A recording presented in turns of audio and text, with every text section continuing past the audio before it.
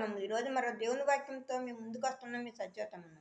మత్తయి సువార్త 12వ అధ్యాయము 1 నుండి 13వ వచనం వరకు. ఆ కాలమందు యేసు విశ్రాంతి దినమున పంట చేలలో పడి వెళ్ళుచుండగా ఆయన శిష్యులు ఆకలి కొని వెన్నెలు త్రుంచి తినసాగిరి.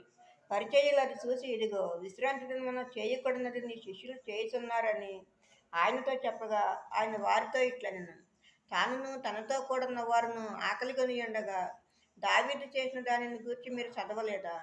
అతడు దేవుని మందిరంలో ప్రవేశించి యాజకులే తప్ప తానైనను తనతో కూడా ఉన్నవారైనను తినకూడని సముఖపు రొట్టెలు తినెను. మరియు యాజకులు విశ్రాంతి దినమున దేవాలయంలో విశ్రాంతి దినమున ఉల్లంఘించి నిర్దోషులై ఉన్నారని మీరు ధర్మశాస్త్రమందు చదవలేదా? దేవాలయం కంటే గొప్పవాడు ఇక్కడ ఉన్నాడని మీతో చెప్తున్నాను. మరియు కనికరమునే కోరుతున్నాను కానీ బలిని నేను కోరను అను వాక్యభావం మీకు తెలిసి ఉంటే దోషులను తీర్పు తీర్చకపోదురు. కాగా మనుష్య కుమారుడు విశ్రాంతి దినమునకు ప్రభువై ఉన్నాడనెను. ఆయన అక్కడి నుండి వెళ్ళి వారి సమాజ మందిరంలో ప్రవేశించినప్పుడు, ఇదిగో ఊస చేయగలవాడు అక్కడ కనబడెను. వారు ఆయన మీద నేరము మోపవలనని, విశ్రాంతి దినమున స్వస్థపరచట న్యాయమా అని ఆయనను అడిగిరి.